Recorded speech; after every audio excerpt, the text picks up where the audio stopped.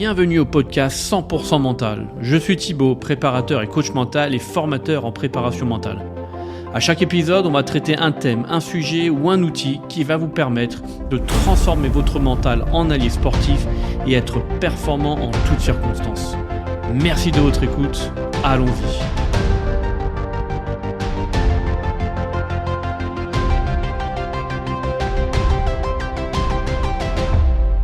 Bienvenue à tous, bienvenue à toutes, bienvenue à cette nouvelle interview. Aujourd'hui, j'ai le plaisir d'accueillir Jade. Jade qui est une footballeuse professionnelle qui joue avec le Paris Saint-Germain. Elle va nous expliquer comment elle a fait pour arriver à atteindre le niveau professionnel, à atteindre le niveau du Paris Saint-Germain et signer un contrat professionnel, mais pas que. Elle va aussi nous transmettre tout ce qu'elle met en place au quotidien pour relever les défis de sa carrière, mais aussi celle du PSG qui est un club très très très ambitieux et qui commence à toucher un peu à l'équipe de France. Donc sans plus attendre, on y va et on découvre ce qu'elle a à nous transmettre. Eh bien Jade, bienvenue, un grand merci à toi de participer à ce podcast sur la préparation mentale. Eh bien écoute, je vais démarrer par te laisser la main, de te présenter de la manière dont tu le souhaites.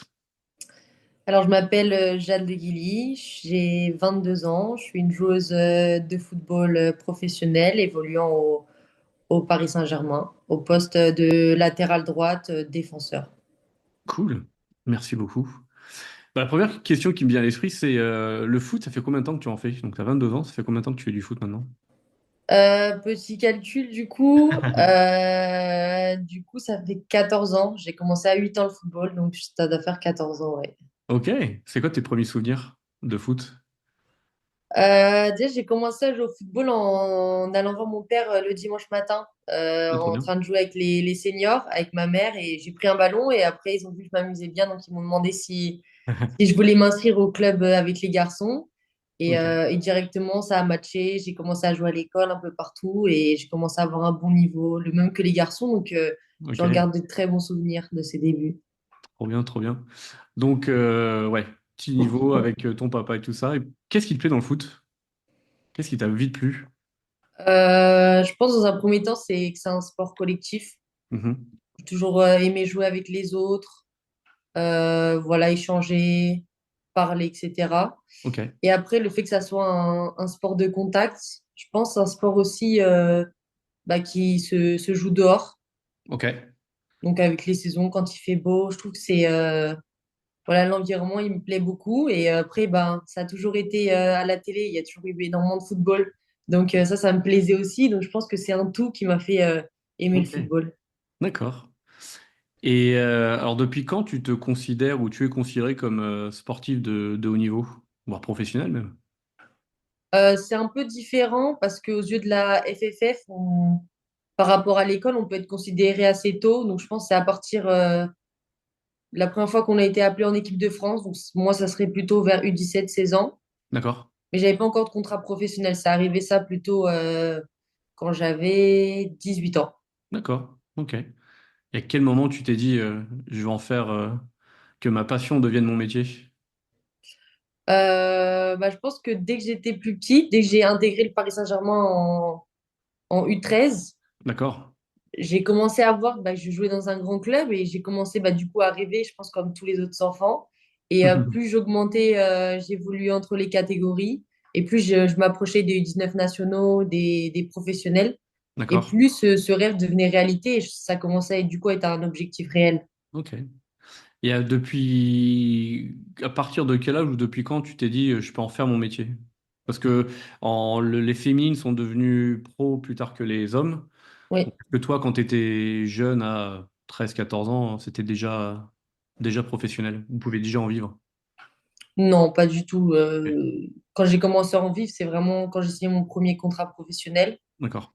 Après, j'étais jeune, donc comparé à ce que je gagnais, c'était raisonnable, je pouvais vivre. Ouais. Euh, c'est vrai que je suis au Paris Saint-Germain, donc je me suis jamais trop posé cette question. Ok. Mais c'est vrai que je sais que dans les autres clubs, que ça soit en France ou à l'étranger, les clubs qui sont pas, on va dire, réputés, connus, je sais que c'est très compliqué pour beaucoup de joueuses. D'accord. Mais j'ai pas eu ce problème, on va dire, Ouais. heureusement. Bah, tant mieux. Cool. Oui. Ouais, trop bien. Et arrière droit.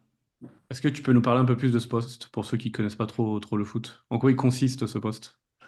Arrière droit, donc latéral droite, c'est plutôt quand on joue en 4-3-3 ou en tout cas une défense à 4. Ouais. Donc c'est en premier un défenseur, mais c'est un poste qui a évolué dans le temps. Et Ok. aujourd'hui, on est sur, bon, bien évidemment, d'abord défendre, Mhm. mais il faut aussi apporter défensivement, essayer de combiner avec son ailier, son attaquant, apporter des centres. Ok. Euh, donc c'est un poste où il faut être assez complet. Ok. Donc tu es celle qui est sur le bord du terrain et qui, entre guillemets, qui tape des sprints aller-retour pour défendre, mais aussi attaquer pour apporter le surnombre en attaque. Ouais, c'est ça, c'est un poste assez sollicitant qui demande un peu de vitesse quand même Ok. et un bon cardio aussi. D'accord. C'est quoi les qualités nécessaires pour être doué à ce poste? Les qualités nécessaires, je dirais généreuse dans les efforts parce qu'il faut Ok. en faire quand même pas mal. Même si, Ouais. en fait, souvent en tant que latéral, en fait, on ne reçoit pas toujours le ballon. Et Ouais. c'est souvent grâce à notre appel qu'en fait, bah, il y a un décalage à Ouais. côté. D'accord. Donc, je pense qu'il faut être généreuse. Faut aimer défendre, bien évidemment, parce qu'il y Ouais. a quand même beaucoup de duels.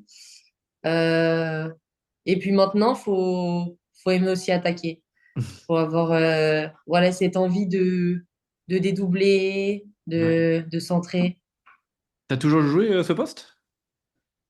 Euh, j'ai toujours joué de défenseur. Ok. Et après, j'ai essayé. En U19, on me mettait plutôt latéral gauche parce qu'il y avait pas de latéral gauche. D'accord. Euh, puis après, on m'a un peu mis central quand je suis montée avec les pros. J'avais Ok. pas encore ma place, donc on faisait genre un peu partout dans la défense. Puis après, quand j'ai été prêtée à la Real Sociedad, j'ai commencé à vraiment jouer latéral droite. Ok.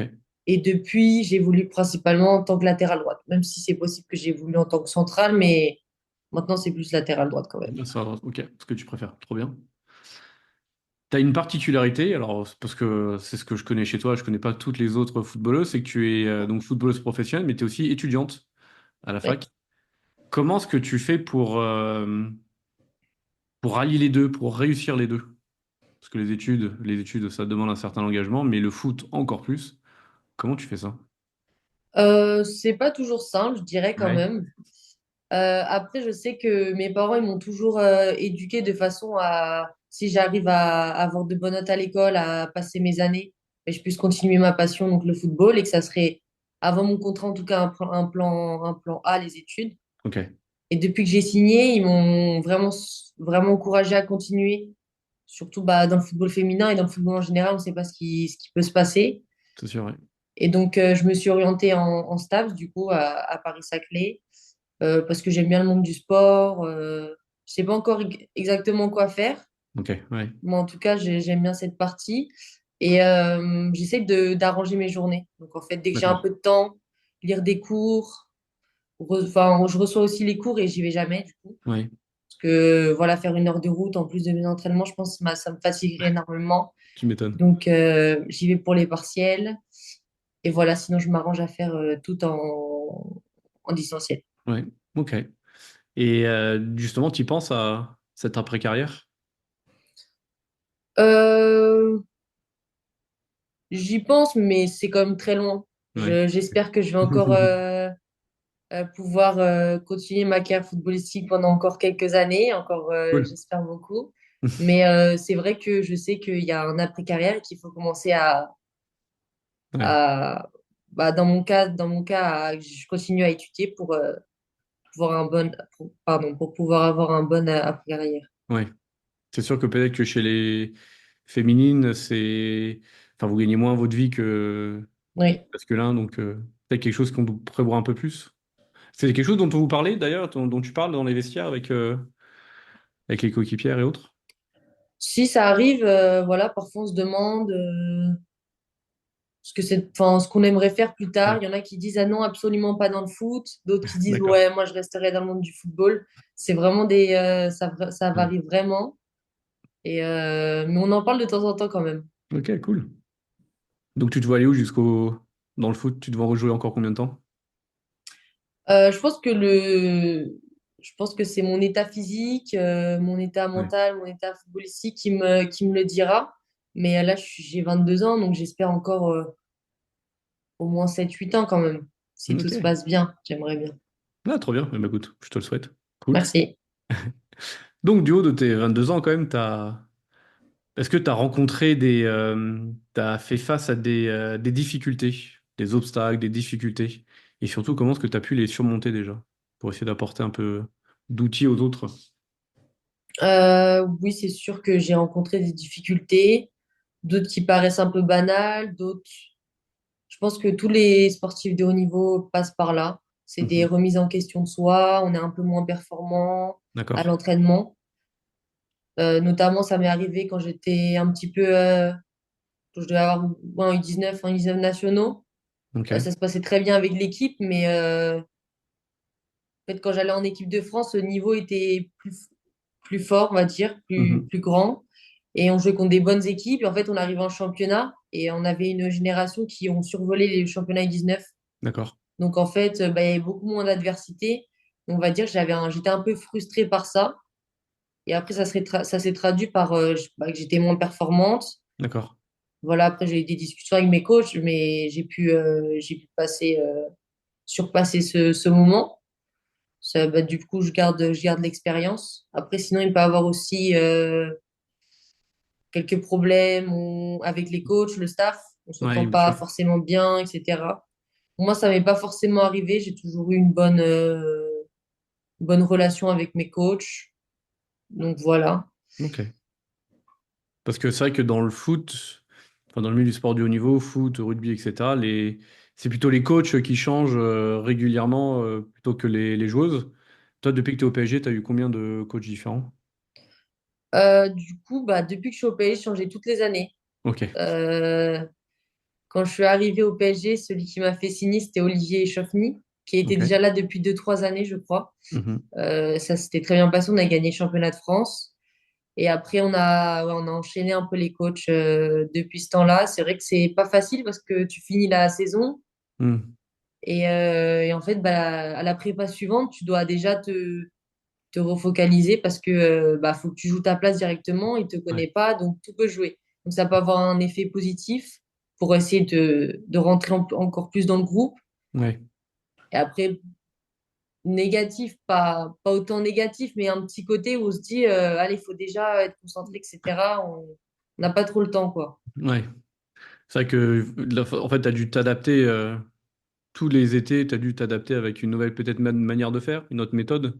Oui, ah, c'est sûr, chacun entraîneur qui arrive ont vraiment sa méthode, ça soit dans l'organisation, sur le terrain, son plan tactique. Donc à chaque fois, faut s'adapter à ça. Ouais, d'accord. Et comment tu fais au quotidien pour rallier le côté bah, avec tes coéquipières? Tu as des concurrentes? Comment est-ce que dans le haut niveau, on arrive à créer le côté bah, on est potes, coéquipières, mais en même temps rival? Comment est-ce qu'on arrive à jouer ou jongler entre les deux? Euh, je pense que c'est une question qui peut avoir plusieurs réponses, dans le Ouais, sens où il y en a qui sont concurrents et amis avec leurs concurrents, d'autres qui sont concurrents mais qui sont pas du tout amis, et ouais, d'autres qui sont concurrents, qui se respectent, qui peuvent rigoler ensemble, et voilà, il n'y a pas de ok, souci. d'accord. Voilà, il y a trois personnes. Moi, je suis plutôt amie. Ça m'arrive avec une ou deux joueuses, Mhm. ou alors que je m'entends bien, je respecte, je peux rigoler avec elles, il y a pas de Ok, souci. Mais dans ce cas-là, je pense que dès qu'on a un concurrent, bon, je pense que dans tous les sports, on doit avoir des ouais, concurrents, c'est sûr, ouais. faut pas se focaliser sur les performances de son concurrent, voir s'il fait bien les Ok, choses. En fait, c'est vraiment rester sur soi-même. Et en ouais. fait, bah, si tu performes toi-même, il n'y a pas de raison que le coach ne voit pas et que le coach ne laisse pas ta chance. Comment est-ce que tu fais pour te focaliser que sur toi, justement? Parce que si l'autre performe, tu dois vite te dire, mince, elle performe, il faut pas. Comment est-ce que tu arrives à te rester focus sur toi? Parce que ça, c'est une problématique que j'ai avec beaucoup de clients. Ok. Euh, Si tu dois leur en donner un petit conseil. je dirais, ce serait se créer des objectifs Hmm, à court terme, moyen, long terme. super, ok. Donc, je pense, quand on parle de la concurrence, c'est peut-être plutôt à court terme. Ouais, Donc, entraînement après entraînement. Et donc, par exemple, bon, ça dépend les séances qu'on a, mais ça peut être, par exemple, sur cet entraînement, je veux absolument tout gagner les jeux. ok. Et donc, du coup, voilà, je vais gagner tous mes duels, réussir toutes mes passes. Ou alors une autre possibilité, c'est je vais prendre des risques. Ok. Voilà, apporter dans un autre registre que le coach ne m'attend pas forcément, mais du coup, que je vais surprendre. Ah, Voilà, intéressant. c'est plutôt dans ce sens-là. Ouais, donc tu te fixes des objectifs au quotidien, par exemple, entraînement par entraînement. Ok. Ouais, D'accord. Et toi qui as donc cette capacité d'adaptation, t'es parti une saison à la Real Sociedad. oui, c'est Et ça. t'es il y a pas la saison dernière, celle d'avant, je crois. Ouais, il y a 2 ans, deux Ok. saisons, oui. Déjà, pourquoi partir à l'étranger dans un autre club?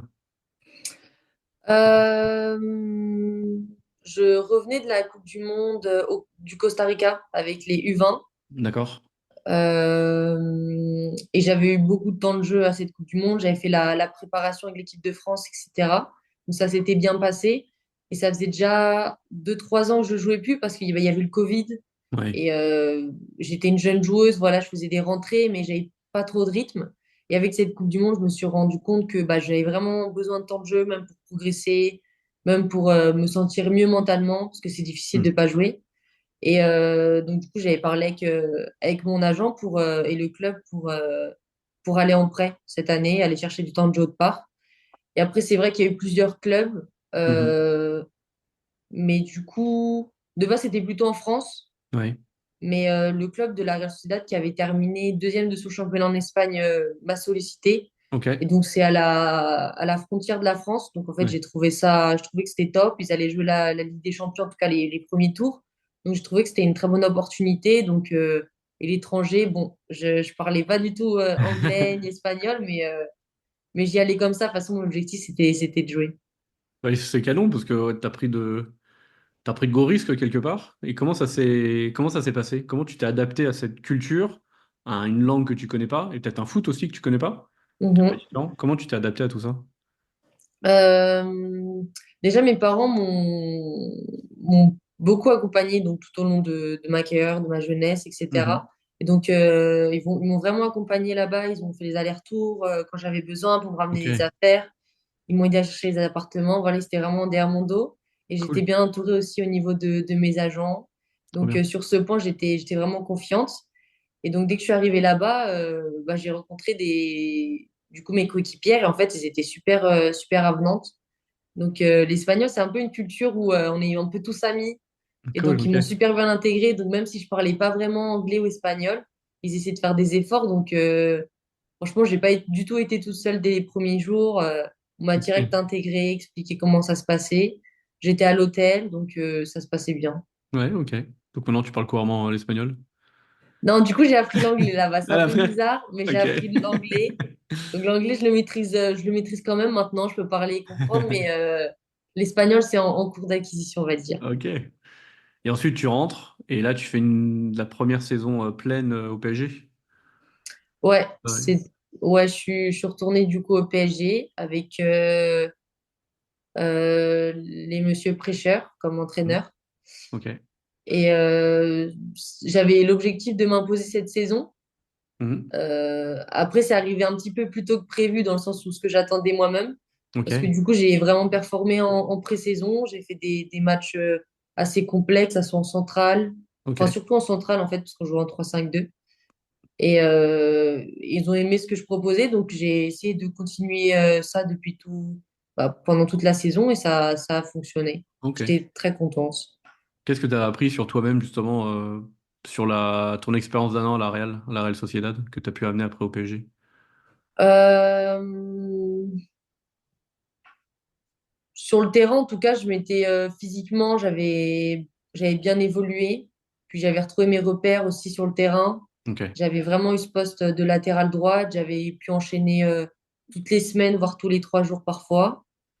Euh, Puis mentalement, c'était une autre mentalité là-bas en fait. C'était même un autre, on va dire, en Espagne, voilà, on sort enfin, au 6 mètres, le gardien, il dégage pas quoi. Ça Ok. joue vraiment de A à Z. D'accord. Donc, ouais, j'ai eu beaucoup d'expérience pendant toutes ces saisons ça m'a permis de me sentir confiante quand je suis arrivée au Ok. PSG. Et t'es arrivé avec quel état d'esprit alors cette prépa? de prépa, de pré-saison, donc pas cette saison-là, mais la saison d'avant, pour ta saison pleine? T'es arrivé pleine balle? J'avais fait une pré-saison, enfin je veux dire de mon côté, avant qu'on reprenne avec le groupe, D'accord. j'avais fait sérieux, voilà, j'avais couru, un peu de muscu, etc. Je m'étais mis dans de bonnes conditions. Donc arrivé, physiquement, j'étais bien. Et j'avais pas énormément touché de ballon parce que c'est bien de couper de temps en temps pour après Ok. repartir et entre guillemets ne pas être lassé, donc D'accord. d'avoir direct envie de jouer, etc. Donc non, j'arrivais vraiment déterminée et j'avais vraiment mes objectifs en tête. Ok. Donc voilà. Ok. Et qu'est-ce qui t'a permis alors de faire, hormis la prépa, de faire une saison enfin, pleine, où tu es quasi titulaire, et vous faites une sacrée belle saison en plus avec le PSG? Qu'est-ce qui t'a Ouais. permis d'être aussi constante? Euh, c'est d'avoir commencé, d'avoir surpris un peu, on va dire, tout le monde, que ce soit mes coéquipiers qui me connaissaient d'avant, Ok. euh, et du coup, bah, les nouveaux coachs, et que j'ai pu garder une certaine régularité de match en match, D'accord. qui, du coup, bah, prouvait que je pouvais jouer à ce niveau-là. Et puis après, les matchs de Ligue des Champions, où j'ai aussi performé, parfois un peu timide, mais qui était soutenu par mes coéquipières et qu'au fil du temps, je me suis vraiment mis dedans et j'ai pu performer avec Ok. l'équipe. Ouais, donc vous faites une sacrée belle saison. Vous faites vice-champion de France l'année dernière. Ouais, Et vous faites demi-finale, je crois, en Ligue des Champions, ouais, c'est ça, demi-finale en Ligue des Champions. pour ta première saison pleine. Ouais, franchement, c'était à la fin de la saison, quand on va dire, j'ai réalisé, je me suis posée, je me suis dit, bon, qu'est-ce qu'on a fait cette année? Et c'est vrai qu'on avait gagné une Coupe de France. Oui, en plus, oui. On avait joué la finale des playoffs pour le championnat de France et surtout cette demi-finale. Donc, qui était Ouais. un peu amère, Ouais. voilà, mais qui est quand même une demi-finale de Ligue des Champions qui est quand même incroyable. Bah, c'est ouf. Trop bien. T'avais des fois quoi, des étoiles dans les yeux, là, ton rêve de gamine un peu qui se rapprochait petit à petit. Donc, ouais, c'est ça. Pendant la saison, c'était vraiment intense. Donc, j'avais pas le temps d'avoir Ouais. des étoiles dans les yeux. Il fallait vraiment qu'on reste focus. Mais c'est vrai qu'après, je me suis dit, ah, quand même, j'ai quand même joué avec des champions. On est arrivé jusque-là, notre équipe, etc. Et c'était un bon sentiment. Alors, les gens ne te voient pas, c'est un podcast, mais t'as des étoiles dans les yeux et t'as un énorme sourire en parlant de cette saison, c'est trop bien. Ouais, trop cool. Et ok, et là, donc, t'es reparti comment après? Donc, t'as fait un break, t'es parti en vacances. Et la pré-saison, t'es parti avec quel objectif ou quelle motivation et quel objectif en tête? Du coup, on vient à cette pré-saison ici. Ouais, c'est cette pré-saison-là. Ok. Tout à fait. Donc bah là, on a encore changé d'entraîneur. Ok, ouais. Donc, bah, comme j'ai dit tout à l'heure, on va devoir s'adapter. Et bah, j'étais dans une optique où je sais la saison que j'ai fait l'année dernière. Voilà, Ok, c'est une bonne saison. Ça a surpris un peu les gens. Mais que voilà, faut que je confirme ce que j'ai fait et que je m'améliore sur certains points. ok, J'ai, j'ai créé mes objectifs à court, moyen, long terme. Mais, comment on va dire, j'ai pu connaître voilà mes qualités ouais, et puis sur ce que j'étais un peu moins forte, ben justement aller chercher cette progression, cette ok. évolution. Si on va un peu plus dans le détail du mental, tu parlais souvent de te fixer des objectifs. Avec qui tu les fixes? T'es toute seule ou tu te mets avec les coachs, peut-être ton agent aussi? Euh, donc, avant cette pré-saison, j'étais toute seule. D'accord. Enfin, après, je discute avec ma famille. Oui. Voilà, ils sont aussi, enfin, ils me suivent beaucoup dans le football, donc ils savent un peu. Mhm. Puis après, avec mes amis aussi, mes coéquipiers du foot, ça aide vraiment de discuter. Et puis voilà, depuis peu, j'ai un préparateur mental. Ok, Euh, j'ai décidé d'en avoir un parce que je pense que c'est important et que le plan mental, ça joue énormément. cool. Parce que tu as beau avoir des qualités footballistiques, des qualités physiques, si dans ta tête, t'es pas confiante, t'es pas sûr de toi, ça va Ok, être compliqué de performer d'accord. au maximum de ton potentiel. Donc voilà, j'ai décidé d'être accompagnée pour pouvoir passer ces caps que j'aimerais passer. Trop bien. Ouais, donc tu t'es entouré pour le faire. Ouais, Parce que c'est ça. t'as vu la limite, enfin, t'as vu la limite, t'as vu que toute seule, c'était peut-être un peu difficile. Ouais, c'est sûr que parfois je voulais discuter de choses un peu plus profondes, on va dire, Ouais, et que j'avais pas, enfin, bien évidemment, mes amis et mes parents seraient à l'écoute, mais j'étais pas forcément à l'aise pour discuter de ça avec eux et que ça rentre dans les détails. Donc d'accord. peut-être qu'une personne neutre, à part, Ouais. qui connaît comment le mental, voilà, ça fonctionne, enfin, on connaît jamais assez, mais en tout cas connaît bien, et ça peut aider, ça peut, ouais. Ok. Est-ce que ça t'est déjà arrivé d'avoir des grosses baisses de motivation et te dire, allez, j'arrête tout, j'en ai marre du foot. Non, ça m'est pas arrivé parce que j'ai Hmm. toujours été passionnée, j'ai toujours été déterminée, et même quand ça allait pas, bah, je me disais que c'était une passe et que, entre guillemets, la roue tourne, on va dire. Ok. Et c'est vrai que parfois il y a quand même des baisses de motivation, mais ça va pas de là à me dire que j'ai envie d'arrêter le football. Hmm. Après, j'ai pas encore, par chance, j'ai pas encore Ouais. connu de gros baisses de motivation ou de choses extérieures qui m'ont fait que D'accord. j'aurais pu avoir ça, mais Ouais. pour le moment, ça va.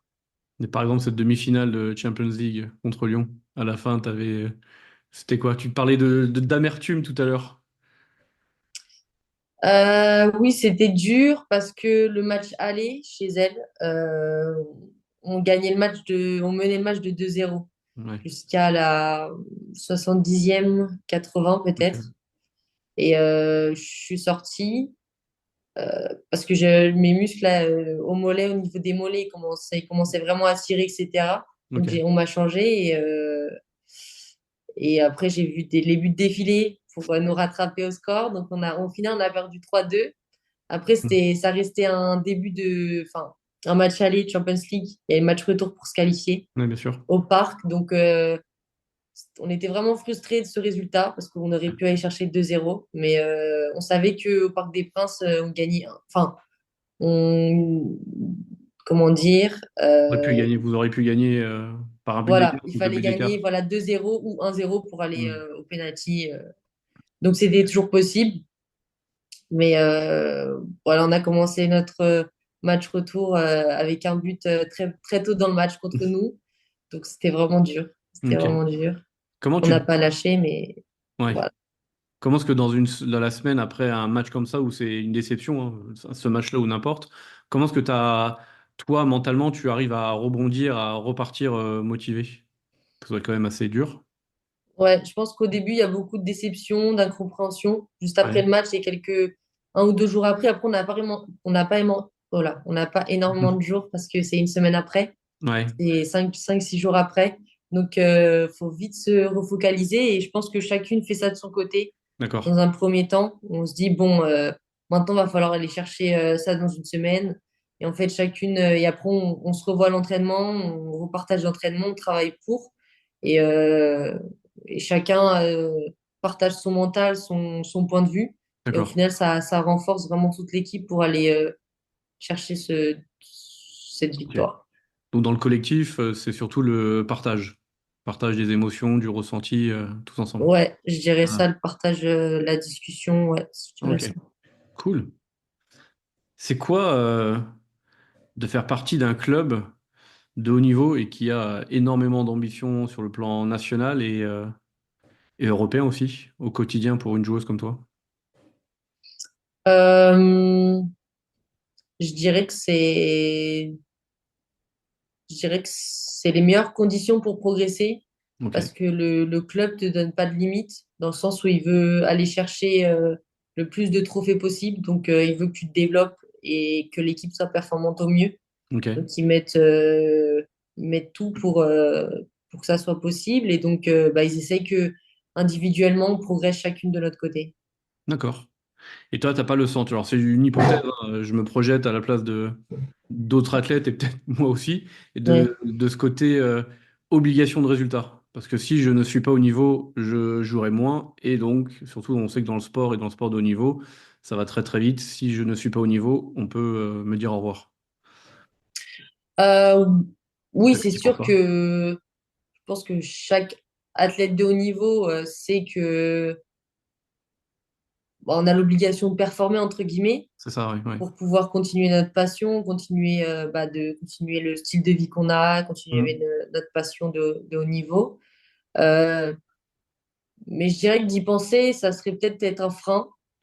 En tout Ok. cas, peut-être pas pour tout le monde, mais en tout cas Ouais. pour moi, je pense que c'est mieux de se donner des objectifs Ok. et en fait de tout donner et on verra à la fin, mais sans regret, D'accord. que de d'y aller à moitié parce que du coup on a peur de pas réussir ou quoi. Ça Ok. peut, en tout cas de mon côté, je suis plus dans cette optique. Ok. Est-ce que tu peux donner deux, trois exemples d'objectifs que tu peux te fixer à d'entraînement ou sur une semaine ou une saison pour que ceux qui écoutent puissent comprendre quelque chose de concret?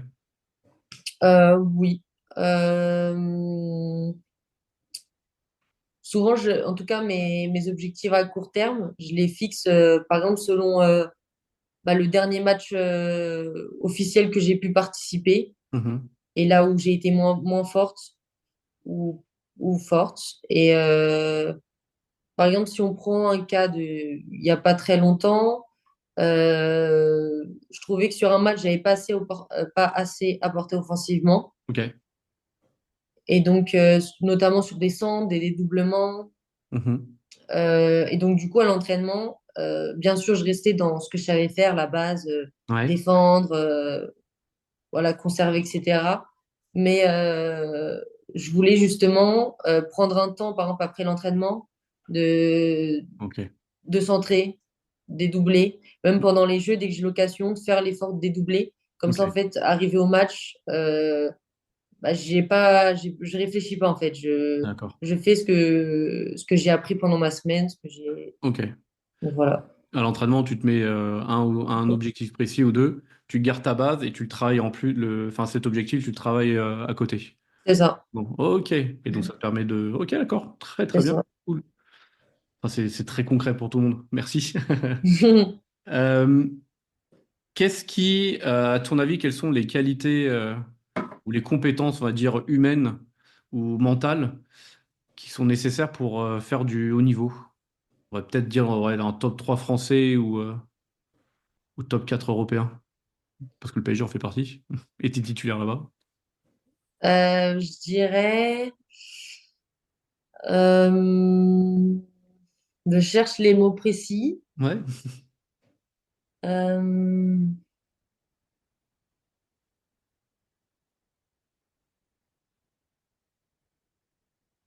Euh, je dirais qu'il faut être leader de soi-même, ok, ok. dans un premier temps, avant d'être leader des autres.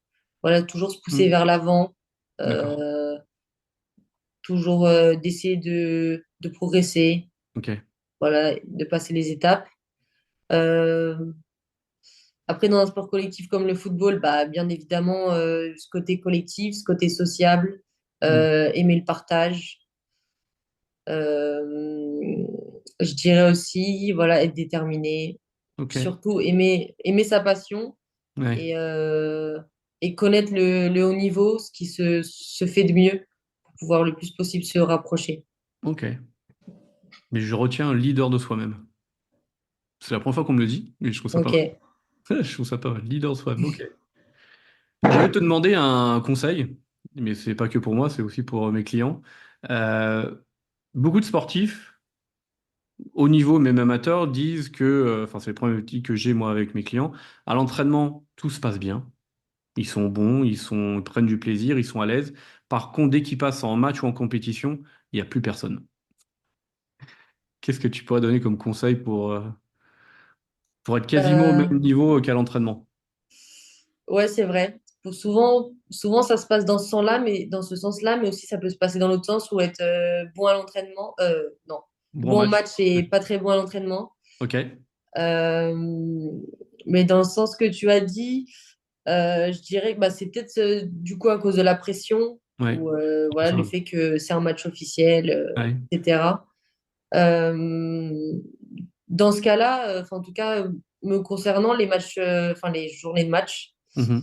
euh, j'ai ma routine Ok, où cool. c'est pas une routine, enfin c'est une routine, je me focalise pas dessus, mais j'aime bien l'avoir pour me rassurer. D'accord. Par exemple, à l'heure où je vais me réveiller le matin, Ok. avoir mes trois repas dans la journée, enfin ça dépend l'heure du match, mais Ouais.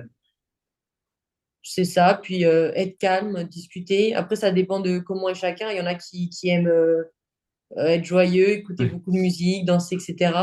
Moi, je suis plus calme. Je me concentre sur le match, mais sans trop me concentrer. Voilà, je crée pas les actions avant de les avoir jouées. J'imagine D'accord. pas le match pour vraiment que quand j'arrive sur le terrain, c'est moi qui décide de ce que je vais faire. Mhm. Et après, s'il y a une certaine pression, c'est important sur ces premiers ballons de se rassurer. D'accord. Voilà, sur la qualité technique, être dans les premiers duels, même si on ne réussit pas forcément, au moins montrer à l'adversaire que tu es là. Ok. Et, euh, et après, je pense que ça, si tu fais un bon début de match, je pense qu'après, ça glisse tout seul. Et D'accord. en tout cas, pas s'arrêter à une erreur, ce qui arrive souvent, ou même la peur de Ouais. rater, qui est souvent que je pense parfois aussi, hein, qui m'arrive, hein, mais qui, je pense, c'est un frein et il faut essayer Ouais. de D'accord. vraiment de se dire que c'est pas grave que la prochaine fois, enfin la prochaine, ça sera mieux, quoi. Ok. T'as une routine dans les vestiaires, dans un match? Euh, oui, une petite routine, c'est une petite routine de préparation dans le sens où bah, je m'habille en tenue de match. Ok. Après, je vais me coiffer, je fais mes cheveux, Mhm. etc. Après, j'ai avec les kinés un petit temps pour si j'ai des petites douleurs ou des petites choses à ajuster Mhm. et une prévention des blessures pour essayer un peu de chauffer les muscles, les parties de mon corps qui sont un peu susceptibles de se blesser. D'accord. Et voilà. Et après, il y a la musique dans le vestiaire qui est toujours là, donc c'est cool. Ok. Toi qui es calme, et s'il y a des coéquipières qui sont plutôt à rigoler, à danser, comment tu arrives à t'isoler de ça? Tu changes de pièce ou non. Euh, non, je veux pas changer de pièce. Je pense que je pourrais rigoler avec elle, mais Ok. sans partir, sans me déconcentrer, on va Ouais. dire. Voilà, D'accord. je peux parler, discuter, etc. Mais tout en restant, en suivant ma routine de préparation de match, Ok. voilà, sans me perturber. Ok. Euh, si, comment dire, bon, t'as encore une jeune carrière, 22 ans, mais est-ce qu'il y a des choses que tu ferais différemment depuis le début? Tu fais du foot, autre. Euh, dans quel sens? Est-ce qu'il y a des choses que tu dis, tiens, ça, j'aurais dû faire différemment, j'aurais dû prendre un choix, faire un choix différent, j'aurais dû. Est-ce que. Ok. Ouais, quelque chose que tu. Pas que tu regrettes, mais presque, ouais. Tu dis, bah tiens, non, ça, j'aurais pas dû faire. Euh, après, dans les choix importants que j'ai pu faire, comme les choix de prêt, Ouais, etc., je suis très contente parce trop bien. qu'aujourd'hui, j'ai pu progresser et je suis contente de mon niveau. Bien sûr, je sais qu'il faut continuer, Ouais, mais je suis contente là où j'en suis aujourd'hui. Donc, je dirais que dans les gros choix, non. Après, je pense que ça serait dans parfois un peu plus travailler à l'entraînement. ok. Après les entraînements, passer plus de temps. Bon, comme exemple, ajuster mes centres. Il y a Ouais. beaucoup d'autres choses à ajuster, hein, mais Hmm. dans ça. Et puis, pas oublier le travail musculaire aussi. Ok. Parce que je suis arrivée assez tôt dans le groupe pro et il me manquait un peu ce profil mm, un peu plus musclé, on va dire. Ok. Ouais, très bien. Merci. Qu'est-ce que tu donnerais comme conseil à des personnes qui veulent faire du haut niveau? De pas se donner de limites. Ok. Ouais, de pas se donner de limites. Je parle beaucoup des objectifs, mais ouais, Ouais. je pense que pour passer des étapes, c'est vraiment de Ok. passer des petits objectifs chaque jour. Enfin, ça dépend comment on les Ouais. règle, mais je pense que c'est vraiment ça, la clé en tout cas. Après, c'est le mental, bien sûr, ça, c'est vraiment la base de la chose, mais si on arrive à passer ces objectifs, Ok. Et toi, le fait de te fixer des objectifs te permet de surmonter les obstacles et de continuer à travailler, enfin, continuer à te développer mentalement. Parce que tu vois que tu remplis les objectifs, c'est ça? Parce que tu ouais, as c'est beaucoup ça. d'objectifs. Ouais. Ok. J'ai vu que l'année dernière, à certaines périodes, c'était un peu plus difficile que d'autres. Hmm. J'avais des questions. Et le fait que mentalement, je puisse avoir des réponses ou trouver des Ouais. solutions, je trouve que ça m'aide beaucoup à voir plus clair dans ce que je Ok. fais. Cool. Ouais. On arrive à la fin. J'ai deux dernières questions. Ouais. L'avant-dernière, c'est si tu pouvais envoyer un petit message à cette fille de 8 ans qui découvre le foot autour du stade de son papa. Quel message tu voudrais lui envoyer à cette jeune Jade? Euh, je lui dirais, n'hésite pas à t'imposer, Ok, sois pas timide, joue ton jeu. Si tu as envie de monter, de dire quelque chose, dis-le. Et continue à travailler comme je le fais avec cette mentalité. Parce que j'espère, il y a plein de choses qui l'attendent. cool, merci. Et la dernière, qu'est-ce qu'on peut te souhaiter pour le futur? Peut me souhaiter dans un premier temps une bonne saison cette année, que je Ok, remporte le plus de trophées possible avec l'équipe et que je performe individuellement. Et puis plus loin, je dirais ouais, une belle carrière avec de belles échéances et de belles émotions. cool. Merci infiniment, là, c'est canon. Merci, merci de ton partage et de ta sincérité. C'était canon. Ouais, Merci. merci, c'était cool. On va terminer ce podcast en remerciant un grand merci Jade pour ton temps, ta disponibilité, surtout enfin, notre échange, toutes les informations que tu as pu nous transmettre, nous partager. Un grand merci. Je suis sûr que les petites idées, les petits outils et tout ce que toi tu mets en place pour ton quotidien et ta carrière va énormément aider ceux qui nous écoutent. Donc un énorme merci. On te souhaite une magnifique carrière, la plus belle carrière possible. Un grand merci et à bientôt j'espère. Ciao ciao. Si vous souhaitez aller un peu plus loin et découvrir qui je suis, le métier que je fais, comment je le fais, pourquoi je le fais, je vous invite à aller sur mon site internet qui est www.thibautnil.com. Sinon, vous avez ma page Insta, vous avez aussi LinkedIn, vous avez tous les liens en descriptif. N'hésitez pas à aller dessus. Si vous avez des questions, vous voulez aller prolonger un peu l'expérience ou les notions ou quoi que ce soit, vous pouvez me contacter directement Insta, mail, comme vous voulez. Je prendrai le temps de vous répondre et je serai ravi de pouvoir vous renseigner. Encore un grand merci à tous pour votre fidélité. Je vois que la communauté ou le nombre d'abonnés, le nombre de personnes qui suivent ce podcast grandit au fur et à mesure. Un grand merci. Ça me touche énormément, vraiment du fond du cœur. Un grand merci.